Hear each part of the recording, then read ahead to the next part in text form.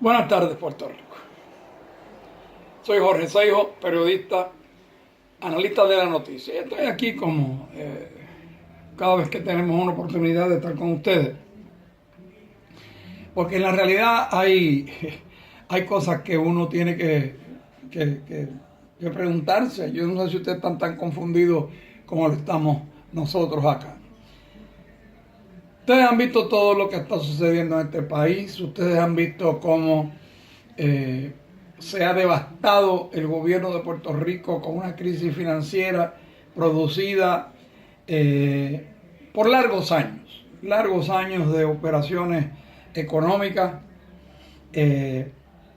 mal uso de fondos tanto estatales como federales. En fin, ha habido una tragedia constante en este país y todos los partidos políticos han estado mirando en dirección contraria, mientras algunos de los miembros de sus propios partidos están mirando en la dirección de cómo meterse la mano en el bolsillo y cómo llenarse sus arcas con el dinero del pueblo. Autoridades federales no han hecho un demonio en el pasado, o sea, aquí las autoridades federales han demostrado ser un ente político partidista, únicamente respondiendo a los intereses particulares de una sola persona que uno no sabe qué pueda estar pensando, pero que esa es la realidad, que de hecho tiene muy molesto a mucha gente en Pennsylvania Avenue. Así que, y eso pues obviamente tarde o temprano estaremos viendo resultados. Ahora bien, hay una realidad que a mí me preocupa, y es el hecho de que todo esto empieza en el 1898, mucho antes, porque desde los comienzos de la incipiente nación estadounidense ya habían planes para la toma de posesión de las islas del Caribe y en Puerto Rico en particular. Y yo recordaré el escrito que vimos una vez que el presidente de los Estados Unidos le dijo a Theodore Roosevelt: no te detengas hasta que Puerto Rico sea nuestro. Y él le dijo: we're on it, we're exactly on it. Qué bueno. La realidad es que llega la invasión ultravire, la invasión ilegal a Puerto Rico. Se establece el tratado ultravire, que es el Tratado de París, en donde se establecen unas normas y unas pautas y unos procedimientos negociados entre los invasores estadounidenses y una reina y los delegados de una reina regente que no tenía la capacidad constitucional para tomar esas decisiones, y un embajador de Francia en Madrid que tampoco tenía nada que ver con el asunto. Y esos son los suscriptores del Tratado de París, en el que Puerto Rico pasa a ser de la soberanía española a la soberanía estadounidense. Y ahí empieza toda nuestra tragedia.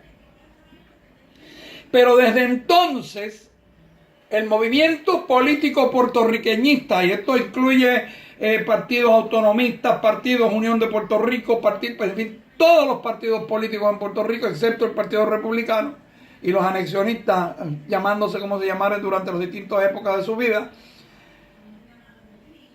han denunciado el hecho de que el caso de Puerto Rico es un caso internacional, es un caso de jurisdicción de las Naciones Unidas, porque Puerto Rico es un país ocupado militarmente. Era un país soberano, un país con una carta autonómica que nos duró muy poco tiempo, pero tenía una soberanía que los Estados Unidos hasta el día de hoy se han negado a reconocer. Y se caen de fundillo negándolo, pero ahí está. Puerto Rico es una nación con su territorio marcado, delineado tal y como es, y encima de eso ellos mismos reconocen esa jurisdicción de donde estará Puerto Rico, incluyendo las islas del y en todo eso está delineado en el Tratado de París, que posteriormente ellos llaman los famosos casos insulares, y que ahora el eufemismo brutal de ser las leyes de relaciones federales. Pero todos los movimientos políticos, señores, en Puerto Rico, puertorriqueñistas, han dejado claro que esto es una acción internacional, que no es una cuestión doméstica, como han pretendido decir los anexionistas y los entreguistas de este país.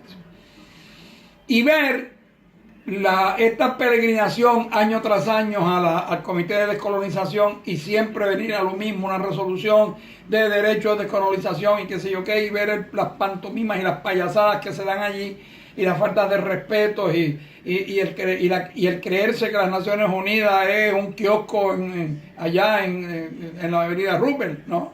Pero esa es parte de la ignorancia, de la estupidez y de la aberración en la que vive este país. Ahora bien, escuchar, para no ocuparles mucho tiempo, escuchar a Héctor Ferrer y Ríos ir a las Naciones Unidas a hacer el espectáculo más pobre y más ridículo que yo he escuchado de ningún funcionario del Partido Popular en su historia. Concurrir porque el propio Muñoz Marín y Antonio Fernández, a pesar de la denuncia que yo he hecho de que aceptaron la colonia y como se la propuso el gobierno estadounidense por las razones que hayan sido, y me sospecho de saber qué, pero algún día lo corroborará la historia, incluso fueron a las Naciones Unidas porque reconocían y establecían que esto era una cuestión absolutamente internacional y no era una cosa doméstica estadounidense. Y escuchar a Héctor Ferrer, un abogado que se supone haya leído el Federal Register de todo lo que es la creación del ELA y de lo que es la ley 600 y todo eso, se supone. Y encima de esto, ir a las Naciones Unidas a pedirle a las Naciones Unidas un plebiscito, estadidad sí o no.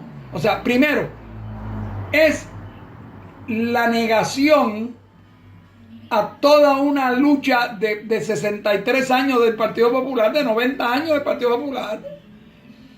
Es aceptar la propuesta anexionista de que esto es una cuestión interna, cuando está en el foro adecuado, que lo que se requiere es que Puerto Rico sea declarado otra vez una colonia y tenga que regresar a los informes. ¿Para qué? Porque una vez la colonia sea reconocida en las Naciones Unidas, los Estados Unidos tienen que demostrar su responsabilidad y tienen que solucionar el problema económico de Puerto Rico que ocasionaron ellos mismos y su gente y sus bancos. Y entonces estos estúpidos aquí, incluso contratando a familias como las Rothschild, que son los responsables de todo esto, en su comienzo, para que vengan a ayudar y cómo resolver el problema, y traen a una persona que destruyó un país como Ucrania a venir a acabar de destruirnos a nosotros y encima de eso pagándole un montón de millones de pesos.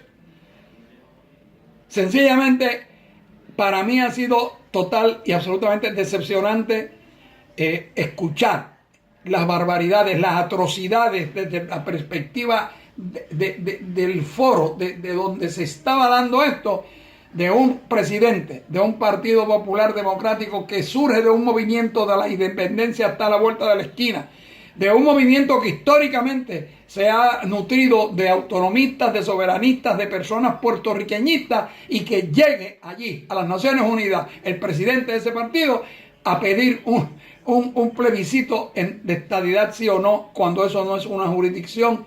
Eso no es nada que tenga que ver las Naciones Unidas con ese aspecto. Pero es aceptar la propuesta anexionista de que esto es un asunto doméstico, cuando en realidad no lo es. Las escrituras están en la pared. Ustedes sabrán qué hacer, presumo yo, o al menos espero yo, con esto que nos está sucediendo hoy.